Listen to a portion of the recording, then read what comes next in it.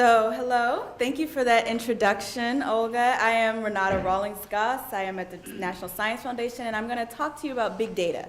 And what I believe about big data is that it's personal. It's personal because it connects us to each other, and it connects us to the world around us.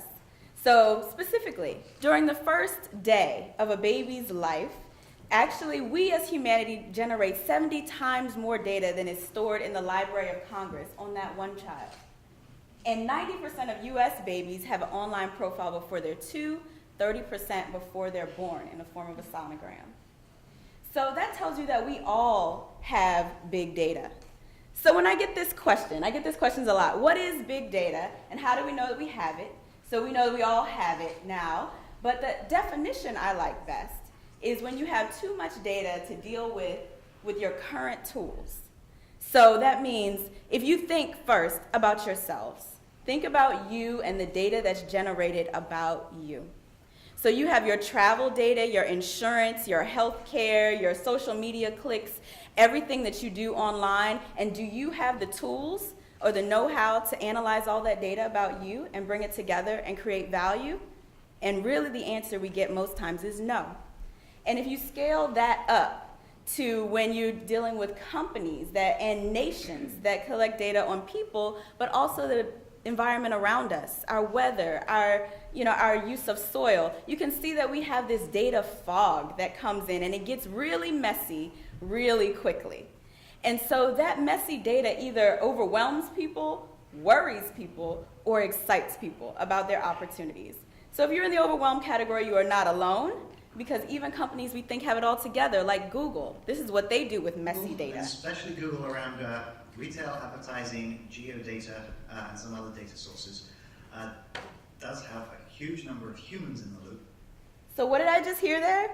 Humans in the loop. That means big shock factor, Google, even in Google search that we use every day, they hire tens of thousands of people that actually fact check that search, that actually make it as precise as it is. So that means jobs have exploded here.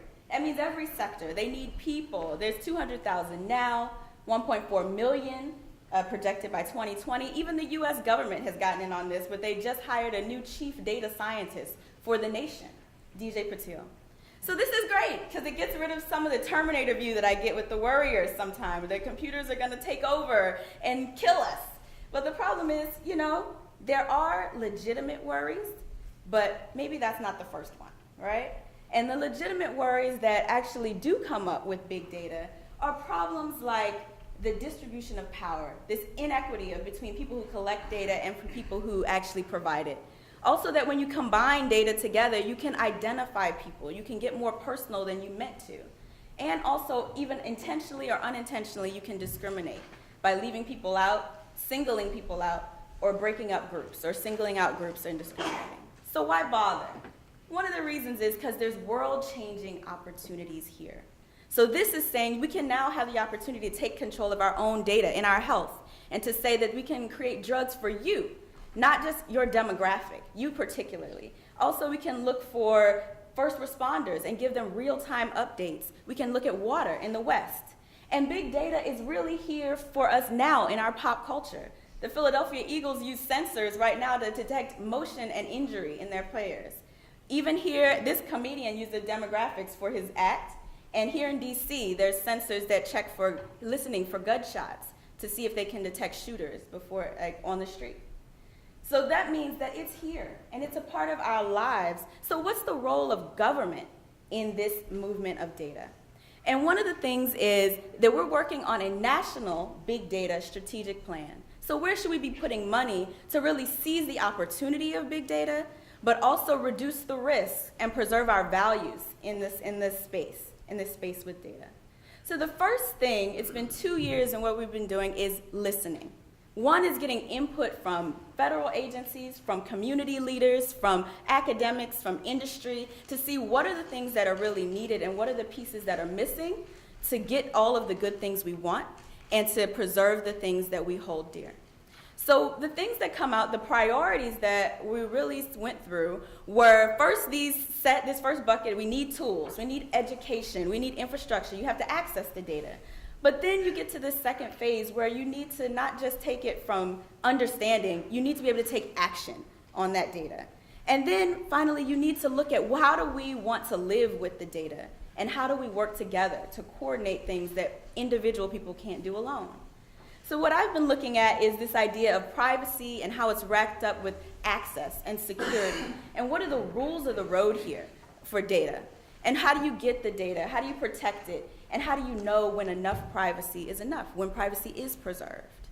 So these are questions that are for the whole society to ponder. We really have to think, where do we want to be as the United States on this, which will be different from other countries?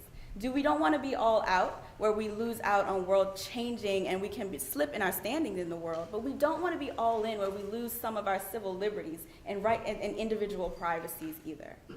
So one of the things that we also need to do is work together on this and really have a discussion. And so this is, I'm happy to announce here, this is an initiative that I've been working on. That's the National Data Science Organizers Workshop, one with the strategic plan. This is the website, where we're bringing together people who have volunteered to organize data science groups to talk about their excitement and how we can talk about the question of big data from the bottom up, so that it's more of a community involvement and not so much from the boardroom. So we're even inviting meetup groups, which are volunteer groups. And you can see the excitement across the world. We have over 1,500 groups, over 500,000 people interested in data science in their free time. Also in 71 countries, 400 cities. So there's a lot of enthusiasm here that we should really harness. So the question I'm asking, is big data hype? Is it all hype? And I'd like to submit to you that no, it's not hype. It's a part of where we are and who we are as a society now. And so I'd like to end on a story. And the story is, there's a young family who wanted to have a baby, and the baby is premature, a little girl, Lily. And her doctors thought that if she got an infection without early warning and treatment, she may surely die. So there is a researcher, Carolyn McGregor, who's actually studied all of the hundreds of neonatal units to look for slight changes that you can early warning detection for infection. So she found them, gave them to her doctors, and now Lily could say, maybe I do have an internet profile, but I'm here to tell my story. Thank you.